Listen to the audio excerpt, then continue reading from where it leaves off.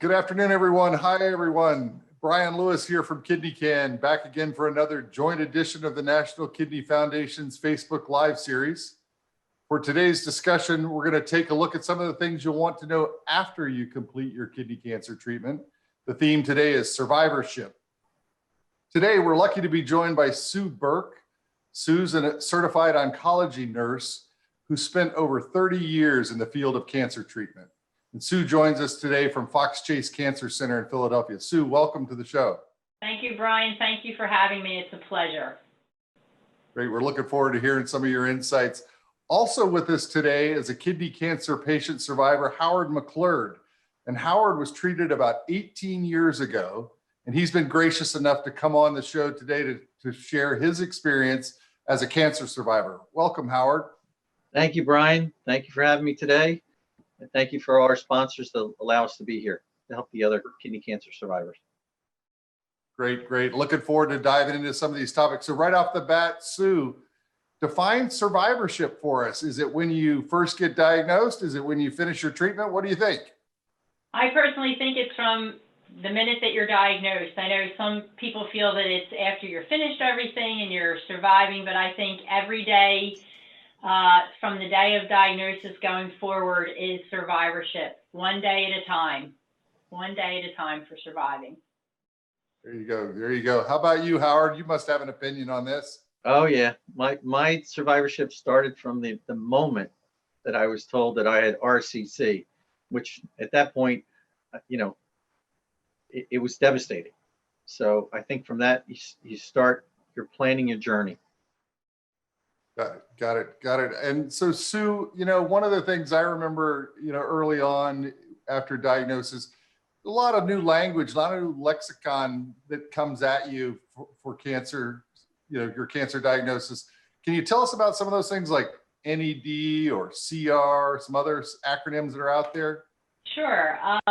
First, as a medical professional, I think we start in layman's terminology, but cross over in our explanation. Important thing is if you find that happening, I would tell you just to tell the physician or the nurse not to be embarrassed, but can you bring it down a level, or can you explain what that means? But some of the big acronyms are CR, clinical response. If you're getting treatment and they do a scan and they see that your tumor is either shrinking or it's gone, that is considered a clinical response.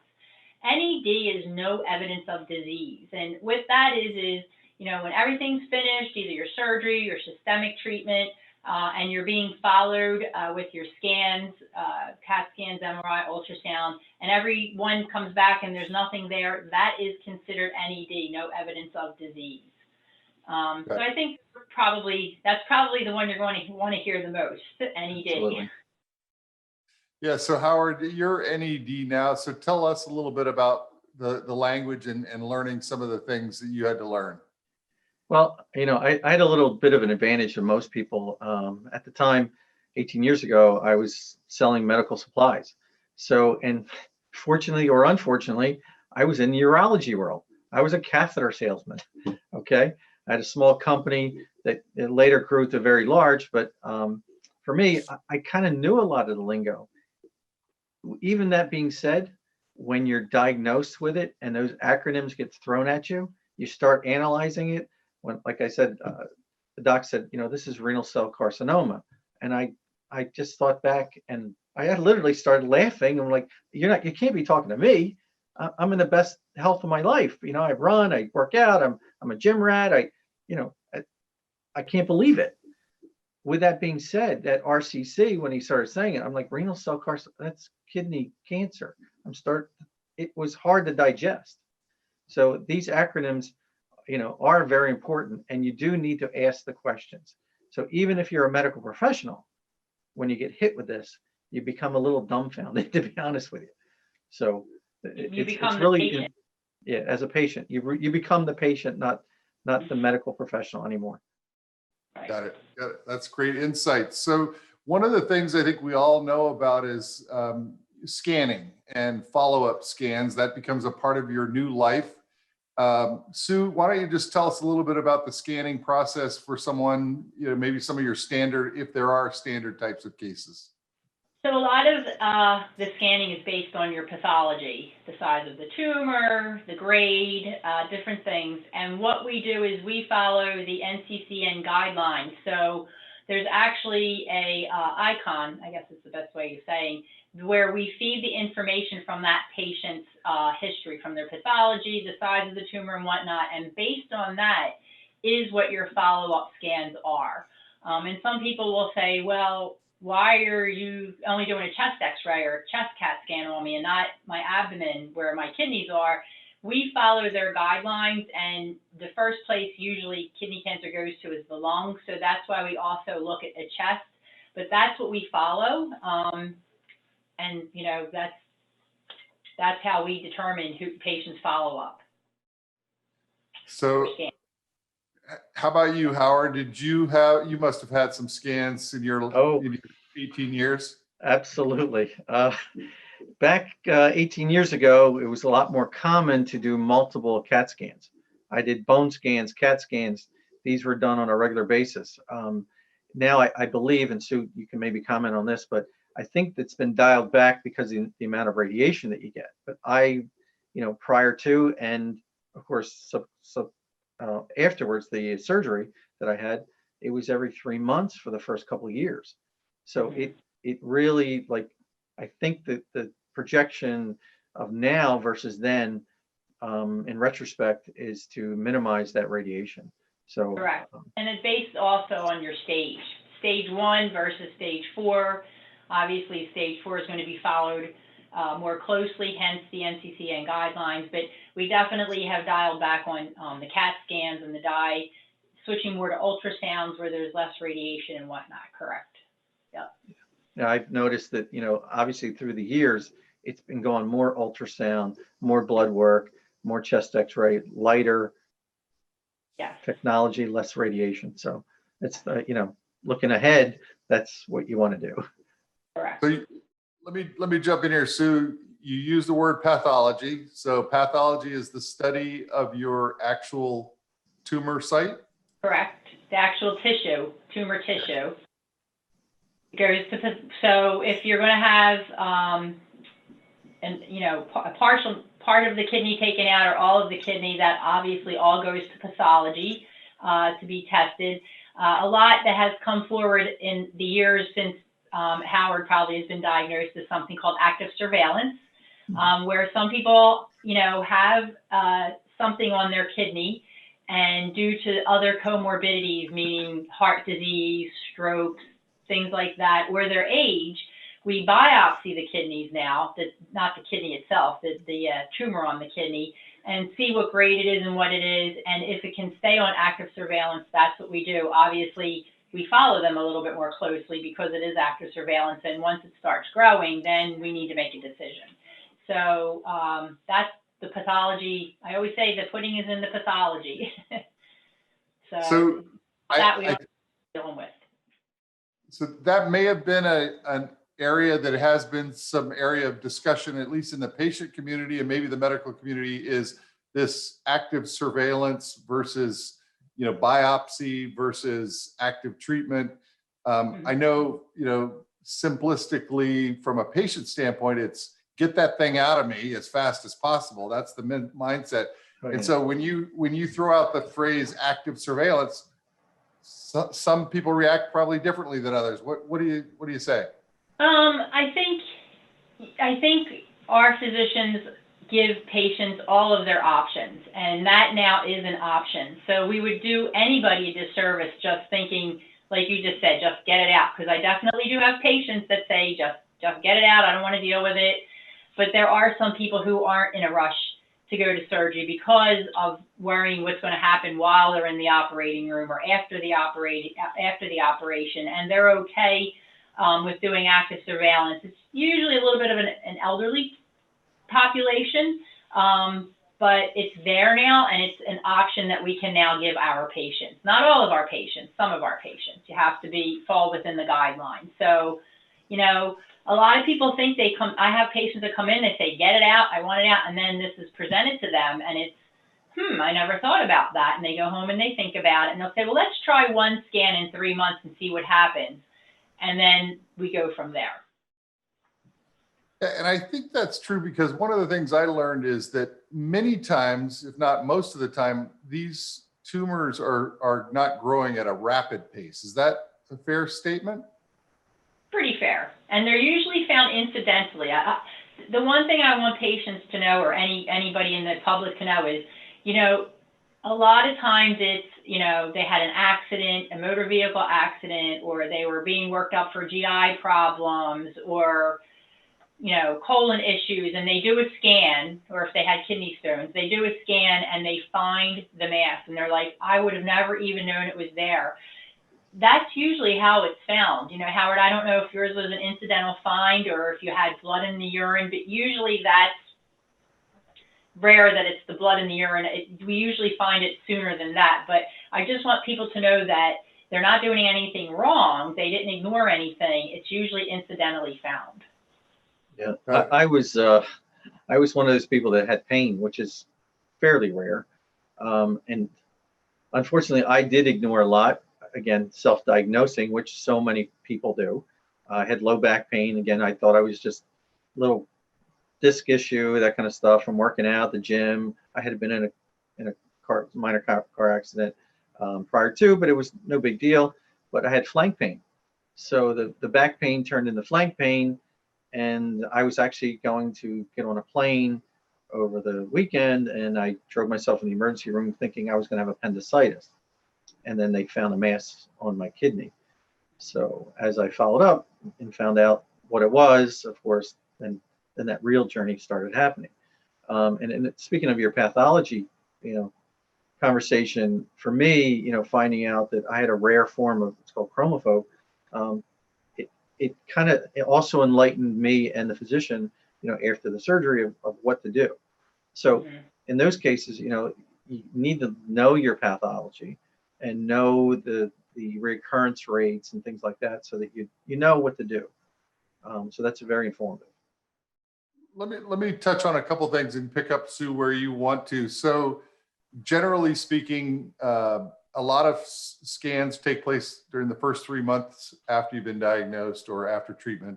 Sometimes you then can graduate to 6 months and then to even a year, and about a year out as annual scans is about the standard. Is that a fair statement?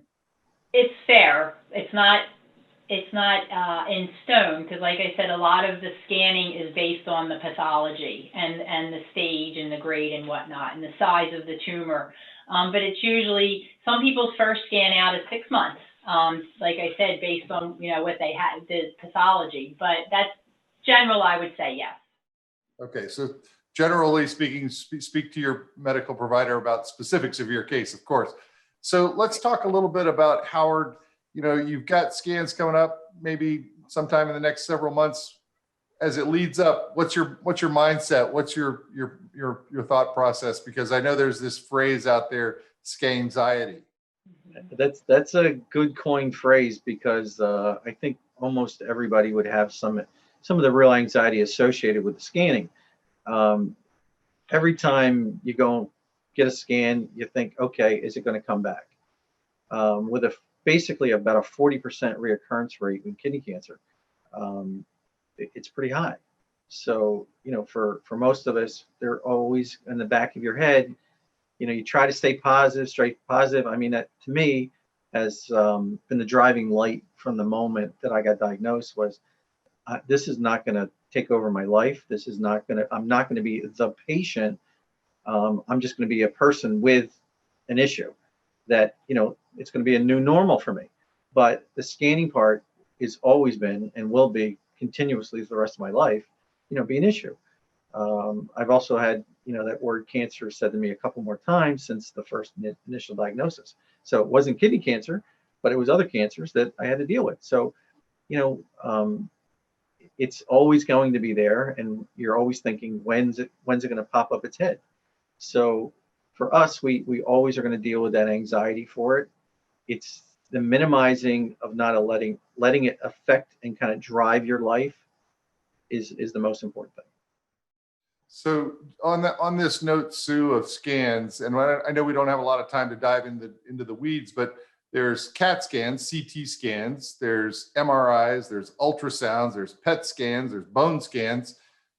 Real quickly, could you tell the folks what is the standard ones that they should be keeping an eye out for? Anything around, the solutions you have to take in advance? So usually I would say your CAT scans and your MRIs are the two that would identify the size of the tumor, if there is one there, picking it up a lot better, for lack of a better word. They're the two scans that I think would be the CAT scan and the MRI. I think your ultrasounds are, initially a doctor will order an ultrasound because we always start with the lowest and then work our way up for a more clearer picture of what the tumor is. But then afterwards for Survivor, as Howard said earlier, the longer you go out in survivorship, we switch to ultrasounds instead of CAT scans because of the radiation. But I think in the heart of it, it's the CAT scan and the MRI. And then slowly but surely it goes less and less. Yeah. And all of us. One thing that Howard said, just because I just don't want to forget this, Howard has a great attitude. You could just tell the first time I met him, I just knew it.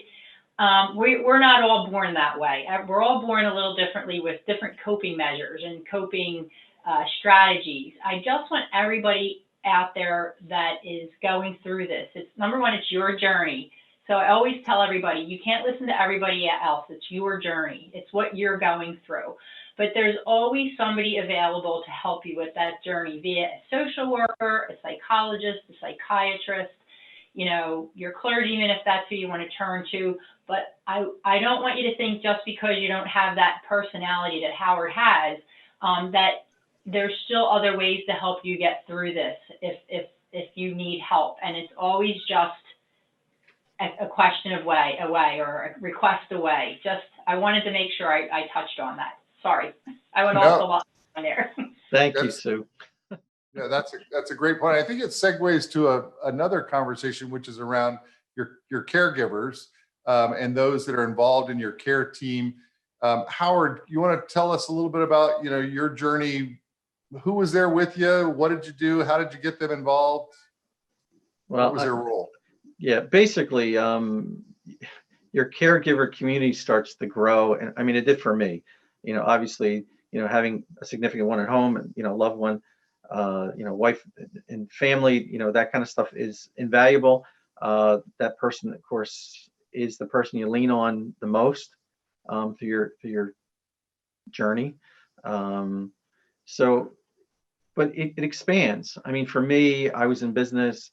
After my surgery, I'm one of these people that has always been pretty much a workaholic, you might say. 10, 12-hour days were kind of normal. And after 10 days, my surgery, I'm like, come pick me up. I can't drive, but I got to get out of the house. I'm going crazy. An idle mind for me was the worst enemy. So for me to be active and busy and doing things, interacting with other people on a normal basis was a lifeline for me. But your caregiver community, it grows when your friends and family, is everybody has to be a part of it. So Sue, this is a hypothetical. Do you ever have patients that come in by themselves, and what kind of advice would you give them if you did? Yeah, as a matter of fact, I have one patient that we just did surgery on, and I said, you're going to need somebody to pick you up after the procedure. And he says, well, I don't have anyone. And I said, no one, like not a friend, because they won't let you go home via a cab or Uber because the person needs to be responsible for you. And he says, I don't have anybody. So, right away, I get social work involved, and, one thing leads to another. Now he has a support group, but they're not here in the Philadelphia area. They're in another state. So, he uses them to lean on him, but he didn't have anybody here to be with him. We have people who have very large families, but are very much alone, which is sad. And because of COVID, and I know we were going to touch on that a little bit, all of our patients that are coming in alone, and we're calling their family members from the office. They're either in the car waiting for them or at home. But I tell them that we're here, and, people hear the word social work and they think there's nothing wrong with me. I make a living and I work and I have a house, and I say, but that's not what social work is. They're there for you to help you, find ways to go forward in this journey. And I have them just promise me that they'll talk to them one time. I say, just one time, I want you to speak to them. And then after that, if you don't want to, I'm okay with that. Then it's your choice. Because I want them to really know what the social work department is here. And we also have a great pastoral care here too. Cut back a little bit on the cutbacks from a couple years, but we have 2 great chaplains here who are awesome as well. So, I'm fortunate to work in a place that has that to our patients. But it's identifying it, and as a healthcare worker, I just think put yourself in that patient's place, and everything will just fall in for you to be able to help this person. Perfect. Okay. Well, Brian, I'm going to. Brian, can I quickly just Yep. add on to that? Part of the survivorship and going through this, of course, is your friends and family, but looking for information, like kidney can associations, and your local hospital being a buddy system, that was invaluable to me too. So I connected through the hospital that I was going through at the time, and they did have a buddy system, and I actually talked to somebody that had gone through this. So there are resources, and now more than ever that they're available. So hopefully now through the internet, through obviously social work and the hospitals themselves, and patients that have gone through this, we'll reach out and our lifeline for you. We do Great have point. that patient, yeah. Yeah, great point. And I'm going to put in a plug for an online community called Smart Patients, smartpatients.com. Great opportunity to if you're a kidney cancer patient survivor, to go out and register with them. And it's a private community. You have to be invited to be in. So you have to go through a process. So it's not just a public discourse. It's very targeted information. On that note, though, I'm getting the high sign that we need to take some questions from our audience. And so I want to shift gears here a little bit. I'll remind you folks on the Facebook Live, please feel free to post your questions in the comments section, and we'll do our best to answer them today if we can. If we can't, if we run out of time, come back to the National Kidney Foundation or Kidney Can's Facebook pages, and we'll have answers hopefully posted real soon. So on the COVID-19, it looks like we got a question around, with telemedicine these days, and I'm just going to summarize this question. With telemedicine these days, can you talk a little bit about how COVID-19 has impacted patient care and follow-up? So I guess that's Sue, that's probably you. Probably. So I think the first wave of COVID that we had, this was all very new to all of us. And the last thing we wanted to do was jeopardize our patients. A lot of patients are immunocompromised, but we are also aware that cancer can't wait either. So the patients that we could push some of the procedures back a couple months, we did, but it did not hinder patients that needed to go to surgery. We still had surgery going on. We COVID tested everybody 48 hours before they came in, patients. And, if a patient was uncomfortable going to a facility to be scanned, we, respected their wishes and then pushed it back a couple weeks.